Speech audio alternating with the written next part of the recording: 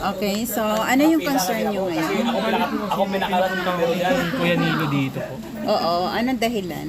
Gawa po kasi may nangyari po kasi sa dorm namin. Hi, Gia!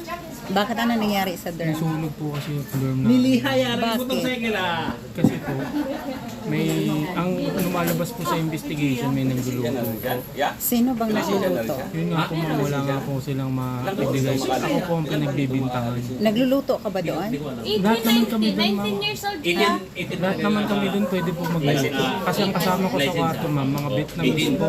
Oo, binawalan ka. hindi naman siya pwede magpunta na walang lisensya. 以前是他是你的老师啊，中文老师啊。 Bali, lahat naman kami pwede magluto po. Tapos ngayon gusto mong mag-complain, bakit ibang binintangan? Tinanggal ka ba sa trabaho? Hindi po. Hindi pa po. Hindi po. Okay lang kung hindi ka tinanggal sa trabaho kasi ngayon napakahirap kung mag-file ka ng complaint at tatanggalin ka. Ngayon ang ma-advise ko sa'yo, may pulis na dumating. May yung Inimbestigahan. Bureau po. Oo. Yun po yung nag-imbestiga po. Okay, ngayon, kung mapatunayan yun at meron kayong kaso noon, meron yung notice of the court. Kung meron ka ng notice of hearing, balik ka dito para kuhanan kita Meron ng ako ma'am. abogado. Lumabas na yung investigasyon kasi ma'am. Tapos, Ito asan? po.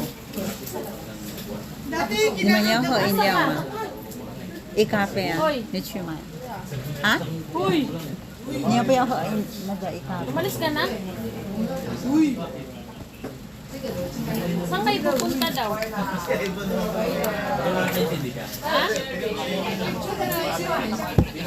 Anong gamit mong bag? Yung backpack lang? Itong sulat niya to.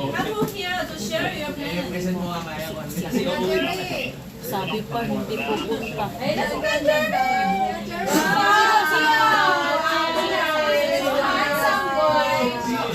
Ang nakalagay dito, merong nagluto na yung dekuryente na yung parang stove na dekuryente. Yung nakalagay. Oo. Pero, June 24, kinuhanan ka ng investigasyon eh. Opo. Tawag na ako, di dyan graba ka mong tubang. Ngayon, ang problema kasi dito, kasunod nito, may mga court hearing kayo. Pag mayroon kayong notice of hearing, pwede kang pumunta sa Legal Aid Foundation. Mag-apply ka ng abogado. Ang Legal Aid Foundation, yan po yung parang PAO sa atin, na libre ang abogado doon mag-apply mismo sa Legal Aid Foundation. Tapos, itry na mag-apply with notice sa court na meron ka ng court hearing notice. Kailangan doon malalaman ang kumbaga date of hearing. Tapos, pwedeng magpa-appoint para kukuha ng abogado. Opo ma'am. Tapos mag-consult ako rin po ma'am. Kasi nung Martes po, pinatawag po nila ako. Nung time na biniblame nila ako, yan daw po yung babayaran ko sa ma'am. Sa pagkakasunog daw po ng doon. Biniblame po kasi ako ng broker at saka ng mga Vietnamese ma'am eh. Kaya nga pwede ka nitong mag-apila sa korte kasi hindi naman ikaw ang ngayon inakusahan ka nila. Opo. But you are not the one who do doon sa na yan na cause of Nagluluto. fire. Opo. Diba? Opo. So, kailangan, pwede mo tong gamitin na kukuha ka ng mag-file ka ng abogado laban sa kanila. Okay?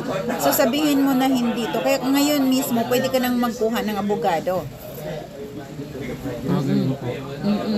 Pwede ka nang kumuha ng abogado para sa kaso mo. Kasi, inakusahan ka nila at saka hindi naman or kaya pwede kang ngayon, idaan muna sa legal aid fund, labor na ito binigyan kumbaga sa 1955 muna sa labor. Tumawag na po ako sa kanila ma'am. May case number ka na? May case number na po.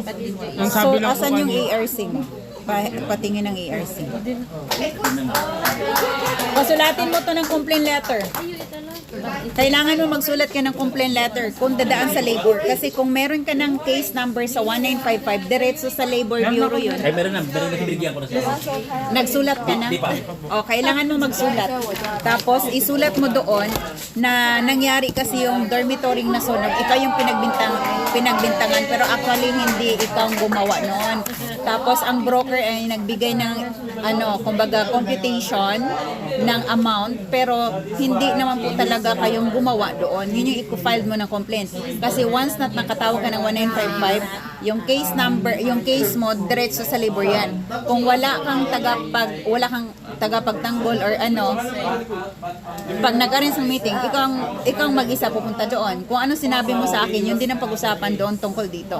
Kung meron kang kasama, so merong taga-defense sa'yo sa meeting na yan. So, nasa sa'yo na yun kung mag-file ka ng complaint or not. So, kung gusto mo, magsulat ka ng complaint letter ngayon. Kalating milyon. Big time. Ma'am Maria. Okay? Write your complaint letter. Thank you po, ma'am. Okay. Sa piling ko. Hindi pa tapos yun, oh. Number, pa yan? Number 5, balik ka mamaya. Hawakan mo yan. Cellphone ko yan. Ay, cellphone ko Ah, po ito, ma'am. Ay, Cellphone mo. hindi kay ginuhaman pala. Nice. Okay. So.